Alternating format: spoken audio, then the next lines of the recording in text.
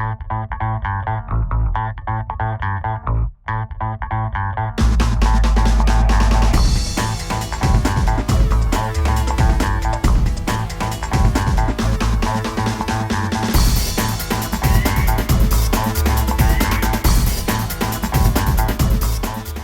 goes to NASA, and that's a big deal. So we have a whole space story for you, and so the name of my series is Do What Makes You Happy, and I interview mostly female, but entrepreneurs that are going into business because it's what makes them happy, and subsequently they end up pretty successful, because if you do what makes you happy, there's just a whole karma and a whole kind of ride that comes along with that that's really positive. Well, it's been really exciting talking to you about how you started your business and how it grew so quickly, and how you're able to help other people figure out this maze called social media, which is really just the internet. It's just a new name for the internet. But with all of your success and all of your followers, what opportunities has being an amazing social media person brought to you?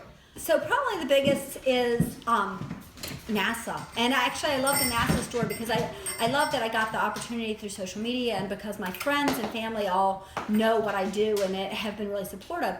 But so that's how this happened. I had a friend who saw the NASA social stuff and emailed me and said, hey, you should really do this. Sorry, this is throwing me off. You come back over here and sit beside me. And so my friend says, hey, there's this NASA social thing. There's a launch down in Wallops Island, which, by the way, I didn't even know where Wallops Island was. It's in Virginia, and they launch rockets from there, which I had no idea. So she says, you really should apply. And I'm like, why would NASA take me? I'm a running blogger, for crying out loud. So literally, I was downstairs on my stationary bike, and I'm writing, and I used my phone, and I typed out my little application, and I so didn't believe in me. I had to put down things like how many Twitter followers I had and how many Facebook. But when it came right down to believing in myself and why they should pick me, I gave a 2-sentence answer, and I said, I have boys who love rockets. Therefore, I must love rockets. You should pick me.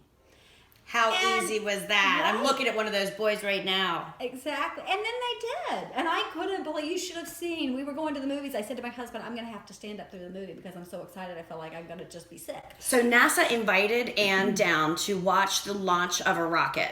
Right. And I think this is also pretty poignant because we just had a movie come out about some of the women who were very involved behind the scenes. Like, we always hear about the astronauts, but we don't hear about what happened behind the scenes. And you went down there, the launch was delayed. So I got to watch Anne on Facebook stay at the beach and have a really fun time and meet people. Other people who were similar to me. They all had people based on the fact that they're not NASA nerds. So they actually picked me because I said, I'm not a NASA nerd. I like rockets because my boys like rockets, but I'm a runner.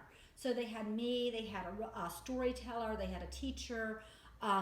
They did have a space nerd, John Stroud. Did I say NASCAR? They had a NASCAR blogger.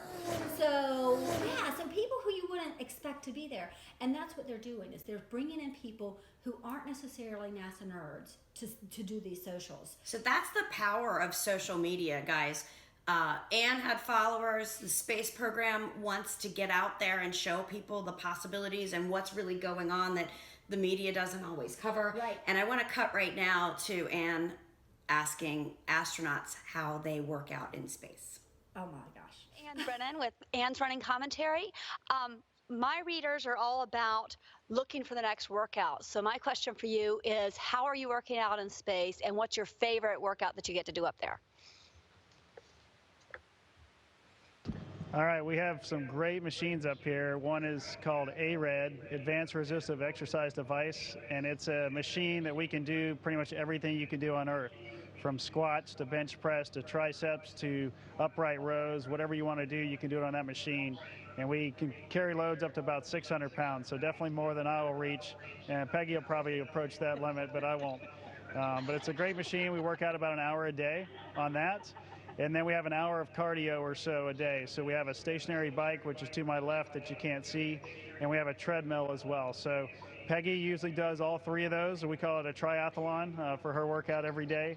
I usually do one of the aerobics and the ARED device for my workouts every day. Awesome. Thank you.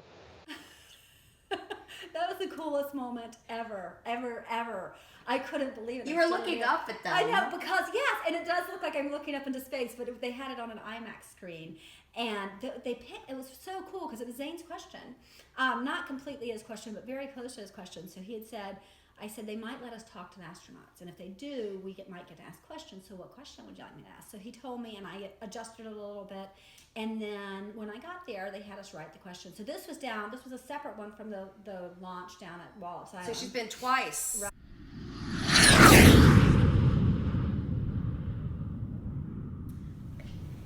So thanks for tuning in today. I hope that you learned a little bit about Ann. You can follow her on Bren and Annie, and also at Ann's Running Commentary, and that's located right at the bottom of the screen here.